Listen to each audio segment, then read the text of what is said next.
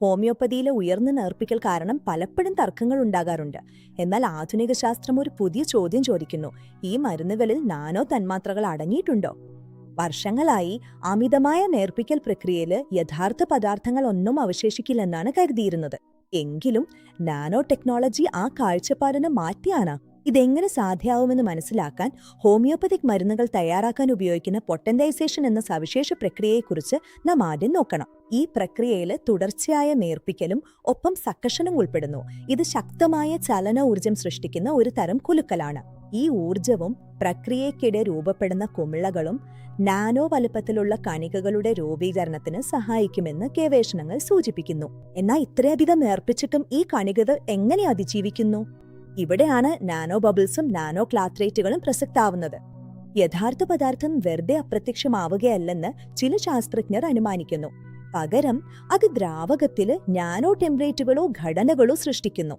അതിസൂക്ഷ്മമായ ഉപകരണങ്ങൾ ഉപയോഗിച്ചുള്ള പഠനങ്ങളിൽ ഉയർന്ന പൊട്ടൻസികളിൽ പോലും പ്രാരംഭ പദാർത്ഥത്തിന്റെ ചെറിയ അളവ് കണ്ടെത്തിയിട്ടുണ്ട്. ഇത് നമ്മെ അടുത്ത വലിയ ചോദ്യത്തിലേക്ക് എത്തിക്കുന്നു: ആധുനിക സാങ്കേതികവിദ്യ ഉപയോഗിച്ച് നമുക്ക് ഈ നാനോ തന്മാത്രകളെ കാണാൻ കഴിയുമോ? അതെ.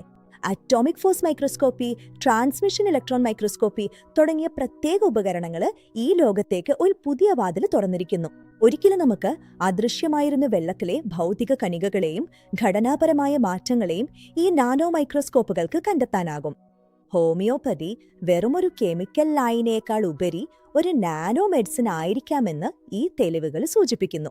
ഈ നാനോ കണികകൾ ജൈവ വ്യവസ്ഥകളുമായി എങ്ങനെ ഇടപഴകുന്നു എന്ന് അന്താരാഷ്ട്ര ഗവേഷകർ ഇപ്പോൾ അന്വേഷിച്ചുകൊണ്ടിരിക്കുകയാണ്. ഇന്ത്യ മുതൽ പാശ്ചാത്യ രാജ്യങ്ങൾ വരെ പരമ്പരാഗത വൈദ്യശാസ്ത്രവും നാനോ ടെക്നോളജിയും തമ്മിലുള്ള ബന്ധം ഓരോ തന്മാത്രകളിലൂടെയും പടുത്തുയർത്തപ്പെടുകയാണ്. തർക്കങ്ങൾ തുടരുമ്പോഴും ഉയർന്ന നേർപ്പിക്കലുകളിൽ നാനോസ്കെയിൽ പദാർത്ഥങ്ങളുടെ ഭൗതിക സാന്നിധ്യം അളക്കാവുന്നൊരു യാഥാർത്ഥ്യമാണ്. വൈദ്യശാസ്ത്രത്തിന്റെ ഭാവി ഈ സൂക്ഷ്മഘടനകളിലായിരിക്കാം.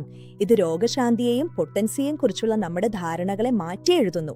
ചുരുക്കത്തില്, നേർപ്പിക്കൽ എന്നത് പദാർത്ഥത്തിന്റെ അളവ് കുറയ്ക്കുന്നത് മാത്രമല്ല, അത് പദാർത്ഥത്തെ അതിന്റെ ഏറ്റവും അടിസ്ഥാനപരമായ നാനോസ്കെയിൽ രൂപത്തിലേക്ക് മാറ്റുന്നതിനെ കുറിച്ചാണ്.